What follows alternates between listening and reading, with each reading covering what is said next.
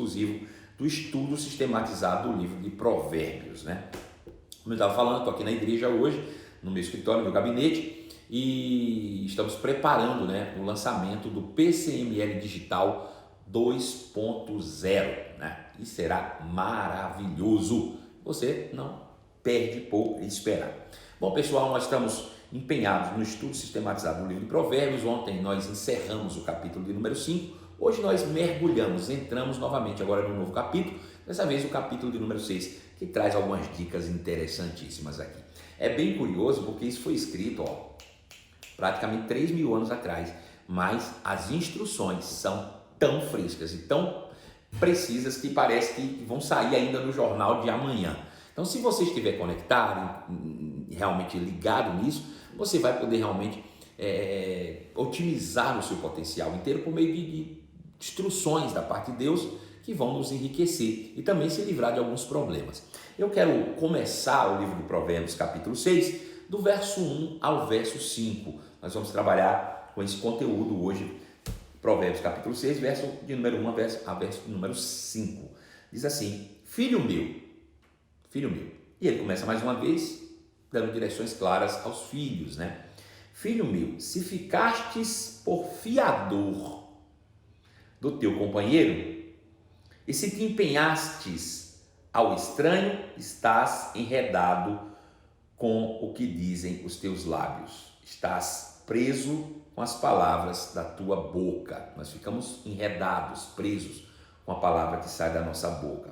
Agora, pois, faz isto, filho meu, e livra-te, pois caístes nas mãos do teu companheiro.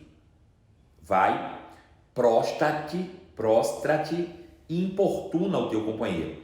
Não des sono aos teus olhos, nem repouso às tuas pálpebras. Livra-te como a gazela da mão do caçador e como a ave da mão do passarinheiro.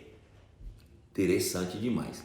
Veja, o alerta aqui do escritor de Provérbios é para que você não entre ou não empenhe a sua palavra, não se torne fiador, não se torne responsável por a dívida de outro, seja essa dívida de cunho financeiro ou não, né? Não necessariamente, mas que você não deve de fato se colocar por fiador de amigos, de pessoas como um todo. Veja, na vida nós tomamos muitas decisões.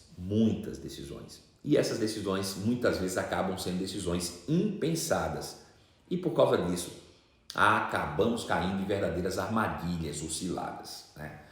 Por causa de um bom relacionamento, por causa de não saber dizer não muitas vezes, a gente acaba se enredando com a palavra que sai da nossa boca. E a Bíblia diz o seguinte: se você enredou, se você se comprometeu, você vai precisar cumprir. Se você de fato se empenhou em palavra, você precisa cumprir a palavra que você tem. Veja, eu me lembro de muitos anos atrás, eu comecei a trabalhar muito novinho. Meu primeiro emprego formal, com carteira assinada, eu tinha apenas 16 anos e eu fui trabalhar numa loja de móveis, né? Chamava Sangalos Móveis. Eu tinha 16 anos, fui contratado na época na expectativa de ser preparado, treinado para me tornar o gerente daquela loja. E aí, depois de algum tempo, obviamente, que eu já estava bem conhecido, familiarizado, né, com tudo, não faltaram pessoas que tentaram usar da minha influência para adquirir algumas vantagens. E em uma dessas vezes, um primo meu me procurou e disse: olha, minha esposa vai ganhar neném, está grávida, e eu não tenho, meu nome está sujo, eu não consigo comprar o que eu preciso, e eu precisava que você me ajudasse nisso. E eu falei: o que é que você precisa? E eu tinha, sei lá, talvez uns 17 anos naquela época. Ele disse: eu preciso comprar um berço para o meu filho que vai nascer, né, e mais algumas coisinhas. E eu já olhei nas casas pernambucanas, lojas pernambucanas. E nós fomos lá nas pernambucanas, ele olhou e disse: o que é que você precisa que eu faça? Eu disse: não, porque eu não tenho ficha lá e eu não consigo fazer a minha ficha, eu queria que você comprasse no seu nome para me pagar. E ele disse: não, tudo bem. fiquei sem graça, na verdade, de falar não para ele. Afinal de contas, a história era tão comovente, né?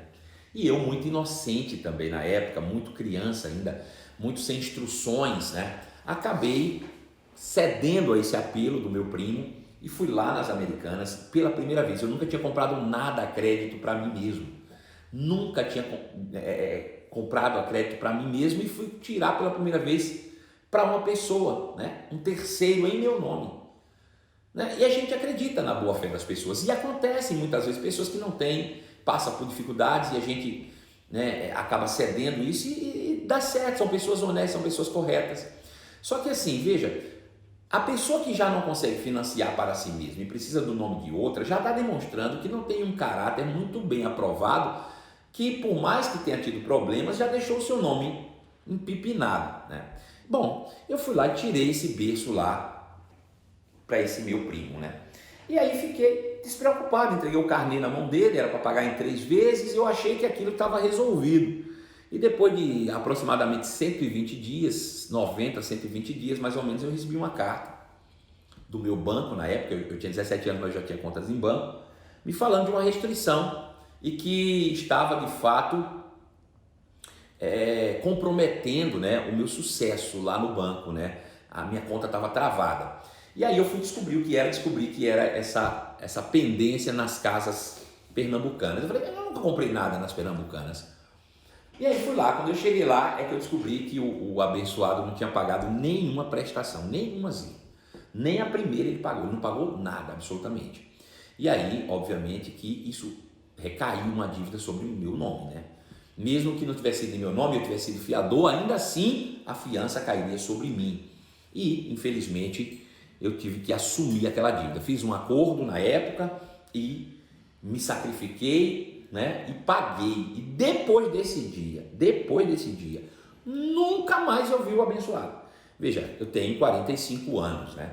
Bom, se eu tinha 17, são quase 30 anos. Depois disso, eu nunca mais o vi. Veja, eu perdi o dinheiro e perdi o amigo, perdi o primo, né?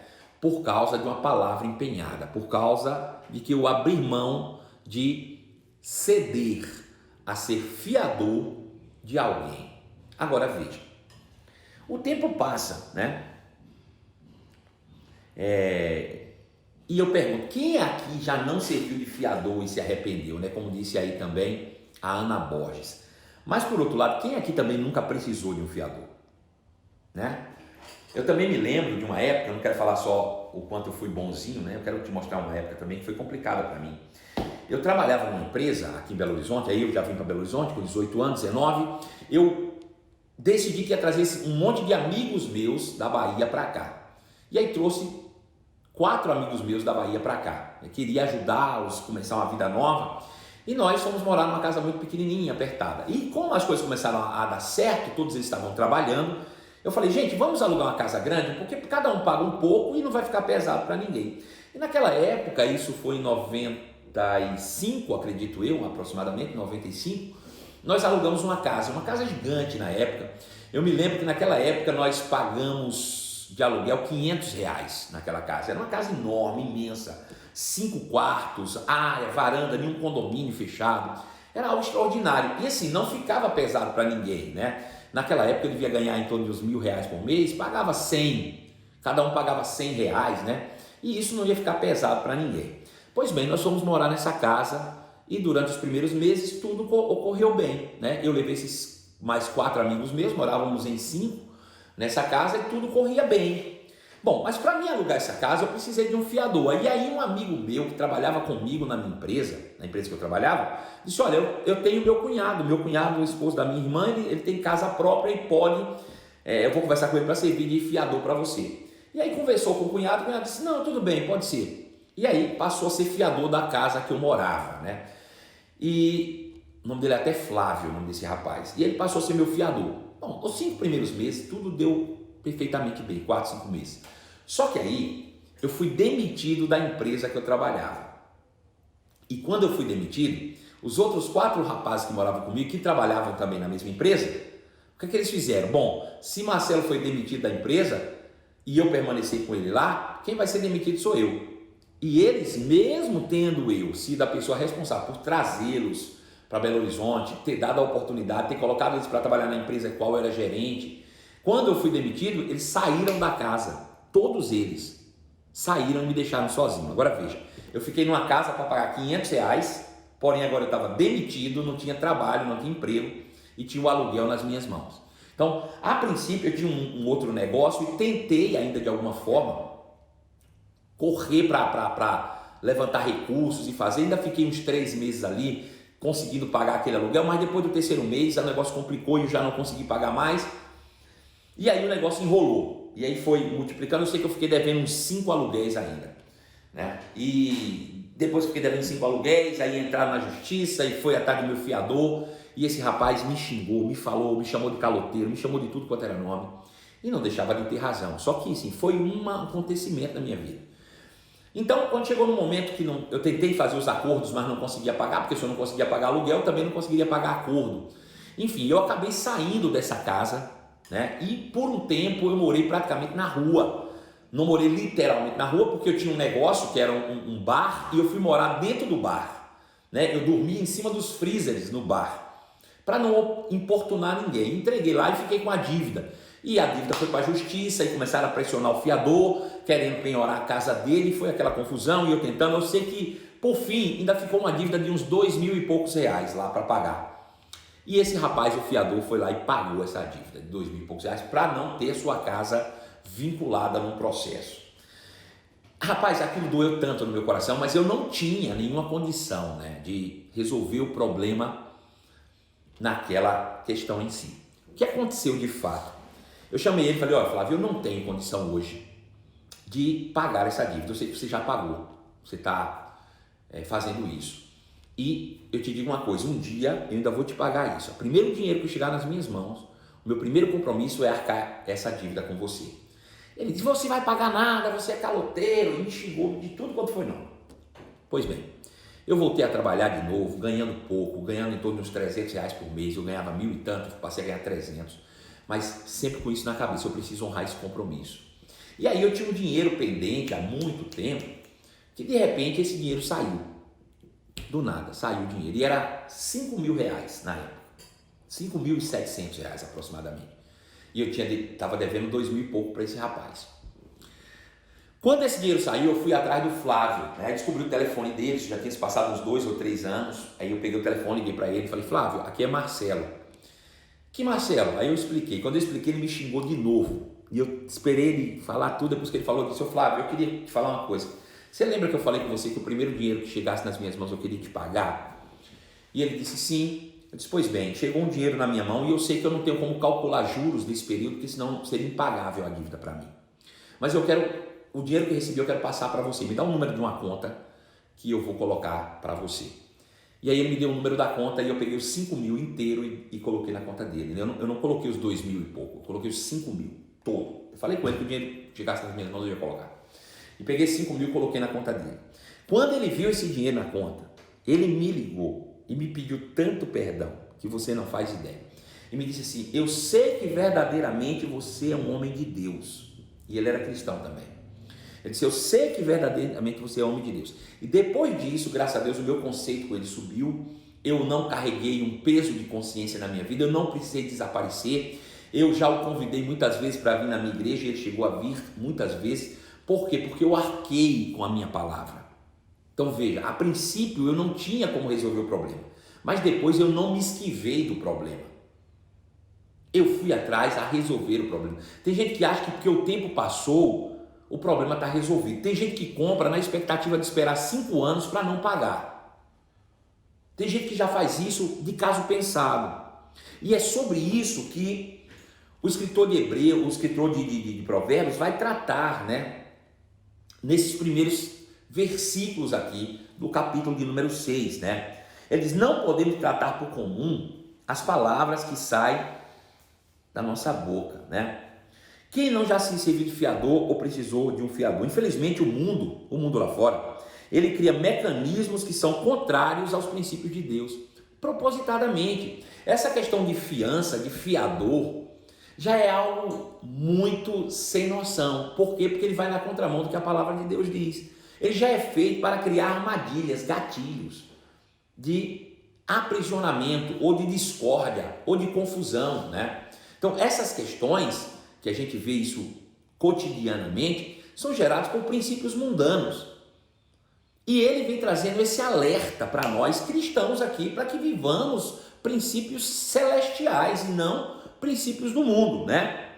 Deus preza sempre pela sua palavra e espera que nós também prezemos pela nossa.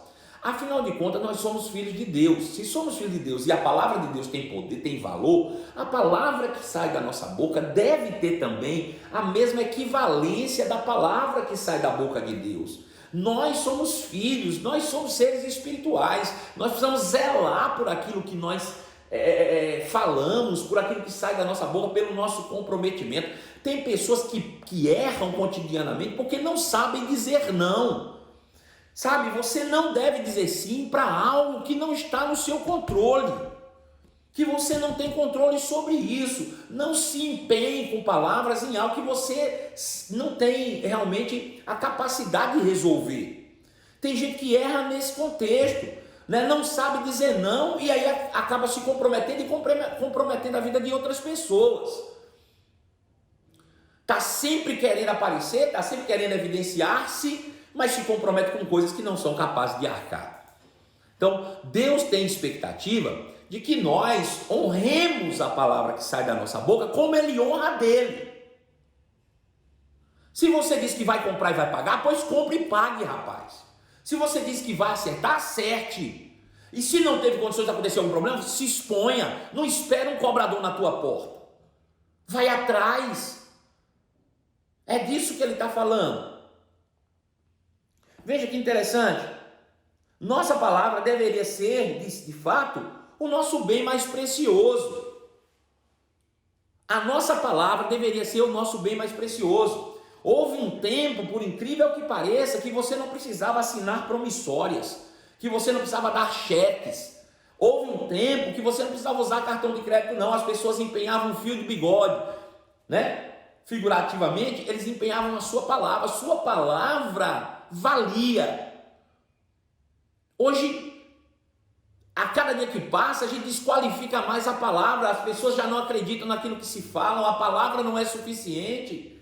Tem que se criar mecanismos de segurança, porque as pessoas, infelizmente, não honram com as palavras que falam. E deixa eu dizer uma coisa: não faz diferença nenhuma para alguém que compra e não paga, para alguém que fala e não faz. Né? A pessoa diz: olha, eu vou encontrar com você amanhã às 7 horas, mas só chega às 8. Que diferença faz para o que compra e não paga? Se você não é capaz de honrar a sua própria palavra. Deus tem compromisso com a palavra, não é com dinheiro, não. Deus espera que a nossa palavra seja o bem mais precioso da nossa vida. Você honrar a sua palavra. A palavra de um filho de Deus tem a equivalência da palavra de Deus. Então veja, eu passei por 2 problemas, eu te contei aqui. E isso é uma questão de índole. O meu primo, queridos, deixou de ter comunhão comigo, familiar, durante 30 anos. Eu não sei por onde anda o camarada. 30 anos. No entanto, uma dívida paga 3, 4 anos antes, eu decidi honrar. Poderia ter esquecido, deixa pra lá, o cara já não sabe mais, sabe nem onde eu ando. Não, a gente tem que ter compromisso com a palavra que a gente empenha. Você não sabe o que você vai precisar no futuro. Eu te pergunto, e se hoje eu precisasse do Flávio mais uma vez, será que ele não estaria disposto a me ajudar, uma vez que eu empenhei a minha palavra e cumpri? Agora eu te pergunto, e se esse primo aparece depois de 30 anos para mim e diz: ei, preciso de você, talvez eu ajude por compaixão e por amor, mas não porque ele tem comigo créditos ou garantias, porque não honrou com a sua palavra, né? Nós precisamos honrar com a nossa palavra, e é isso que ele fala em Provérbios 6, verso 1. Nós não podemos tratar comum as palavras que saem da nossa boca. Deu para entender? Veja, Provérbios 6, 1 diz: filho meu, se você aceitou ser fiador do seu amigo, e foi o que eu fiz, aceitei, ou se concordou em garantir uma dívida de um estranho, A gente faz porque quer, ninguém nos obriga não. Agora veja, por que a gente toma raiva das pessoas se for uma decisão pessoal? Sabe o que eu digo? É o seguinte, aconteceu um fato há um tempo atrás, alguns anos atrás, de uma pessoa que eu amo muito, chegou para mim e disse assim, pastor, ó, uma pessoa me procurou e disse assim, ó, eu estou precisando de uma quantidade de dinheiro para fazer um investimento. Eu queria saber se você pode me emprestar esse dinheiro. A pessoa me pergunta, pastor, o que é que você acha? Eu empresto ou não empresto? Eu falei, deixa eu te dizer uma coisa para você, você tem condição de dar esse dinheiro para essa pessoa? Não, eu não pensei em dar não, eu digo, então também não empreste não. Se você não tem condições de se desprender desse dinheiro em oferta, também não sirva de fiador. Se você não tem condições de pagar a compra daquela pessoa e ofertar na vida dela, não sirva de fiador. É uma decisão que você tem, é fruto de escolha. Fruto de escolhas. Escolhas. Você precisa dizer, não, eu não tenho condição. Por quê? Não, você está com o nome limpo, mas o fato de eu estar com o nome limpo não quer dizer que eu tenho dinheiro para pagar a tua dívida. Está entendendo? Se alguém chegar para mim hoje e diz, pastor, o senhor podia me emprestar, por exemplo, R$1.000? Bom, se eu tiver, eu até dou os R$1.000. Eu tenho, está aqui, mas emprestar eu não te empresto não. Não te empresto não. Sabe por quê? Porque senão depois eu perco o dinheiro e perco o amigo. Né? Você pode servir de fiador para mim. Fiador de quê, querido? Não é disso. Bom, se eu tiver condição de pagar para você aquilo, eu pago. Agora, servir de fiador, eu não vou servir sem ter condição de pagar. Não assuma compromisso que você não tem condição de arcar. Não assuma compromisso para passar de bonzinho por ninguém. Não assuma compromisso para segurar uma amizade, porque você vai perder o dinheiro e a amizade. Não assuma compromisso se você não tem condição de pagá-lo. A pessoa que veio falar comigo, perguntando, pastor, o que é que o senhor acha? Eu empresto? Eu digo, não empreste não. Se você quiser dar, dê. Você tem o dinheiro? Ah, dinheiro eu tenho. Eu digo, então você está afim de dar o dinheiro, disponibilizar, dizer, ó, toma, eu não estou esperando receber. Se receber, está tudo certo. Beleza. Mas se não, você já sabia mesmo, você estava disposto a entregar, a dar, ó, problema. Então eu faço isso sempre. Uma pessoa outro dia chegou aqui na porta da igreja. Não era nem minha ovelha.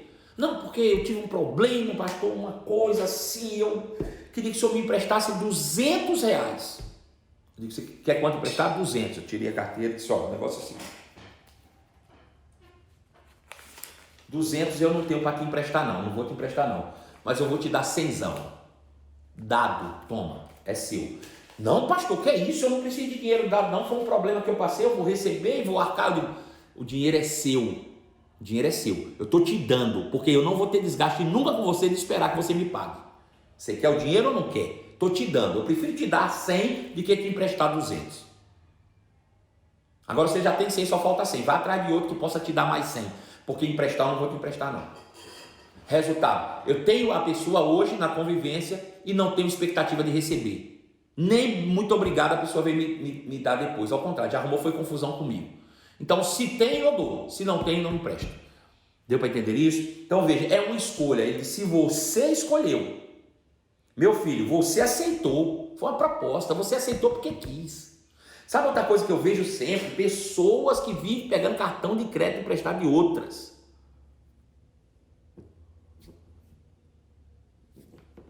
Você sabia que o maior índice de inadimplência está entre os 18 e os 23 anos?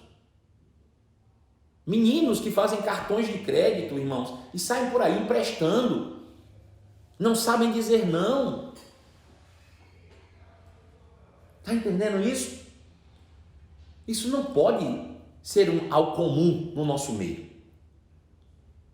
Isso tem que ser algo tratado, né? Isso tem que ser algo responsável. Está entendendo isso, irmão? Então, esteja certo que você pode pagar essa dívida. Não assuma por amizade ou favor. Assuma se verdadeiramente você tem condição de assumir. Bom, se você quer ajudar alguém, você tem condição de pagar, eu quero servir de fiador por aquele aluguel, mas se ele não pagar, eu pago. Ser fiador é isso. Ser fiador não é ser bonzinho com os outros e colocar teu nome limpo quando você não tem condição de assumir a dívida. Ser fiador é quando você olha para alguém e diz, você é fiador para mim dessa casa? Quanto é o teu aluguel? É 1.000. Bom, eu sei que se ele não pagar, eu tenho como pagar e isso não vai me constranger. Isso não vai me constranger. Então, esteja certo de que você pode pagar a dívida que foi. Versículo 2, ele diz: se caiu numa armadilha por causa do acordo feito e está preso por suas palavras, ou seja, não assuma compromisso que você não possa arcar. Não se prenda com as suas palavras. Se você não pode, diga: não posso, não consigo, não dou conta, não vou conseguir fazer, isso não vai conseguir funcionar, não tenho como pagar, não tenho. Diga a verdade. Não fique enrolando. Sabe uma coisa que eu vejo sempre? As pessoas, elas acabam fazendo o seguinte: elas compram e não pagam. E eu não quero entrar aqui no detalhe do porquê não pagou, mas vamos supor que tenha sido por um problema que aconteceu. Ficou desempregado ou coisa parecida e acabou atrasando as contas e não teve como pagar. Aí vem a cobradora, liga: olha, você está devendo 6 contas de R$500, 3 mil. 6 contas de 500, 3 mil. Você precisa pagar. Vamos fazer um acordo aqui. E você se sente pressionado para fazer um acordo, e você assume um acordo para pagar 500 por mês. Bom, você já tinha 500 para pagar e não pagou. Agora tu tem 500 mais um acordo de 500, tem 1.000. Você vai pagar? Não vai. Você só está amontoando dívida. Então não faça acordos que você não possa cumprir. Seja prudente. É melhor você dizer: olha, eu não tenho condição de pagar agora. Faça igual eu fiz com o Flávio. Flávio, eu não tenho, eu não vou assumir um acordo com você que eu não tenho condição de arcar. Eu só posso empenhar a minha palavra naquilo que eu tenho condições de responder. Então, por esse prisma, não assuma. Olha, eu não tenho condições hoje, quando eu tiver eu te procuro e acerto contigo. Mas não vou empenhar uma palavra que eu não posso cumprir. Sabe, as pessoas que estão mais próximas de mim e que às vezes negociam coisas comigo, chega e diz: pastor, faça assim, vai dar certo, Deus vai prover. Eu digo: não é assim que as coisas funcionam, não. Eu não vou me comprometer com você com algo que eu não vou botar Deus como meu fiador, não. Se Deus está dizendo para mim não servir fiador de ninguém, é porque Ele não está querendo ser meu fiador também, não. Não coloque Deus como seu fiador. Preste atenção, para que em nome da fé você faça um monte de barbárie por aí. Não coloque Deus como seu fiador. Se responsabilize pelas palavras que saem da sua boca. Se você se comprometeu, cumpra. Seja honesto com você mesmo. Tenha compromisso com as palavras que saem da sua boca. Não coloque Deus como seu fiador, né? Nunca assuma compromisso que você não conseguiu. E aí acontece o seguinte: Provérbios 6, verso 3. Ele diz: siga meu conselho e livre-se dessa obrigação, pois você se colocou nas mãos do seu amigo. Procure, humilhe-se e insista com ele. Veja, quando eu emprestei meu nome para o meu primo e ele comprou lá o berço dele, eu relaxei, descansei, confiei. Deixa eu te dizer uma coisa: se você entrou numa encrenca dessa, fica na cola, vai atrás, procura, cobra. E eu acho engraçado que tem gente que compra, não paga, e quando é cobrado ainda acha ruim. Recentemente um rapaz, prestador de serviço, né, me procurou falando de um membro de uma das nossas igrejas. Pastor, fulano comprou aqui, deu cheque, não pagou. Eu disse: cara, deixa eu dizer uma coisa. Você me procurou no dia que você foi vender para ele fiado? No dia que você fez o serviço para ele, você me procurou? Não, pastor, o senhor não tem nada a ver com isso, eu só estou lhe falando porque ele congrega aí na sua igreja e não sei o que. Eu digo: cara, se você fecha um negócio com ele, sabendo que o cara não paga, sabendo que o cara já tem problema, tu vai dar cheque pro cara, vai receber cheque desse camarada? Esse pastor, e o pior não é isso. O pior é que eu fiquei com tanta raiva, que eu fui lá no pátio da igreja que ele congrega, escrevi no para-brisa do carro lá: você não paga, rapaz, vem me pagar. E pior que eu escrevi no para-brisa do carro errado. Escrevi no para-brisa do carro errado. E o camarada que está me devendo ainda me xingou e disse que vai me processar, vai instigar o outro irmão a me processar porque eu escrevi no carro do irmão. Agora veja, o cara compra, não paga, em vez de ter vergonha, vai agora pressionar o outro e dizer: devia tomar vergonha, rapaz. Tu não cresce, não amadurece.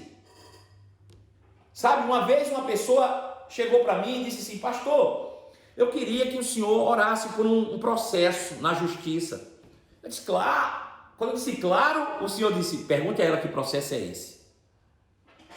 Aí eu falei: é processo de quê, irmã, mesmo? Não, eu estou processando uma empresa por danos morais, calúnia, difamação. Eu disse, o que é que houve? Não, que eu comprei e infelizmente meu cheque voltou, não paguei e ela foi me cobrar lá na minha casa e aí eu estou processando ela. Eu digo, você não tem vergonha na cara não? Você não tem vergonha na cara não? Você compra, não paga, dá cheque sem fundo e ainda vai processar os outros? Onde é que vocês estão com a cabeça? Onde é que você está com a cabeça? Não, não oro por isso não. Oro não. Então se você, irmão, já entrou numa enrascada dessa, agora tenha paciência e vá atrás, se humilhe e saia disso o mais rápido que você puder. Essa é a instrução. Tá aqui. E se puder, para resolver o problema, assuma a dívida, tome o prejuízo e nunca mais faça. Na vida a gente nunca erra. Ou a gente acerta ou a gente aprende. A gente cresce com os nossos próprios erros. Se você fez isso, assuma a dívida, pague, tome o prejuízo, mas aprenda. Nunca mais repita aquilo que um dia você fez ou errou. Versículo 6, ele diz, não deixe para amanhã, não descanse enquanto não resolver essa situação. Coloca foco. Foco para resolver a situação. Não fica protelando, não fica postergando, não procrastina isso, né? É teu nome que está em jogo, é o teu caráter, sabe? A gente, para licenciar um ministro, normalmente, né? A gente faz uma avaliação da vida desse ministro e um dos critérios é ter o nome limpo. E por incrível que pareça, sei lá, 80% das pessoas que não têm nome limpo dizem, porque eu emprestei meu cartão, é porque eu servi de fiador, é porque eu comprei e fulano não pagou. Então veja, ou você resolve isso, ou você vai estar impossibilitado de crescer, de avançar em algumas áreas da sua vida. Não dá, poxa, não dá, sabe? Eu tenho vivido nesses dias algo muito semelhante. Eu tive que arcar algumas dívidas que eu não fiz. Mas eu não fui atrás de ninguém não, eu estou assumindo a responsabilidade, porque é o meu nome que está em jogo, é o meu nome, é o meu caráter que está em jogo. Então eu assumo, eu já fiz a merda, desculpa a expressão aqui, então agora eu assumo, né? A gente deveria ter pensado antes, agora não fica empurrando isso com a barriga, ponha foco, né? Provérbios 6,5, para fechar, ele diz, livre-se como a gazela que escapa do caçador, como o passarinho foge da sua rede. Então, não seja alguém que está enredado, preso, né? Tenha responsabilidade, principalmente com aquilo que sai da sua boca, né? Não se comprometa com dívida de ninguém para que você não fique preso às vidas das pessoas, né?